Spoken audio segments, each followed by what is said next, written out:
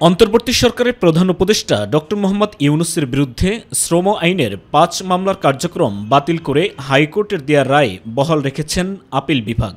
আজ হাইকোর্টের রায়ের বিরুদ্ধে রাষ্ট্রপক্ষের করা লিভ টু আপিল খারিজ করে দেন বিচারপতি আশফাকুল ইসলামের নেতৃত্বাধীন ৩ বিচারপতির বেঞ্চ।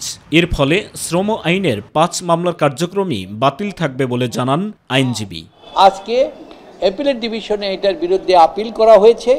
এটাও অ্যাপিলেট ডিভিশন সরকারের আপিলটা খারিজ করে দিয়েছে এবং হাইকোর্টের সে রায় বহাল করে রেখেছে। তার মূল কারণটা হচ্ছে কি জানেন, আসলে এই মামলার বর্তমান কোনো কার্যকারিতা ছিল না এবং তারা সবাই বর্তমানে এই মামলা থেকে মুক্ত। এর আগে গত ২৪ অক্টোবর শ্রম আইনের ৫ মামলায় ও মানহানিকর ১ মামলার কার্যক্রম বাতিল করে রায় দেন হাইকোর্ট।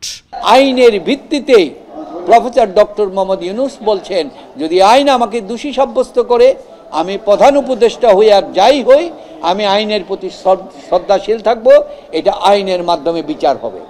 এদিকে বহুল আলোচিত চট্টগ্রামে ১০ ট্রাক অস্ত্র চোরাচালান ঘটনায় করা মামলায় আপিল শুনানিতে আসামি পক্ষের যুক্তিতর্ক উপস্থাপন শুরু হয়েছে।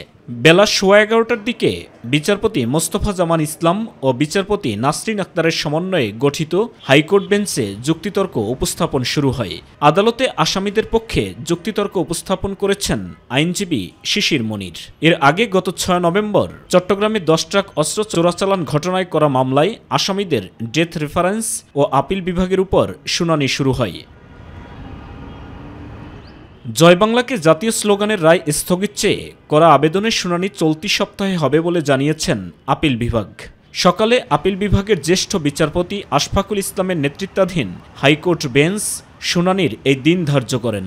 এর আগে জয় বাংলাকে জাতীয় স্লোগান ঘোষণা করে হাইকোর্টের দেয়া রায় স্থগিত চেয়ে আবেদন করে রাষ্ট্রপক্ষ। সাইদুর রহমান আবির, মাই টিভি, ঢাকা।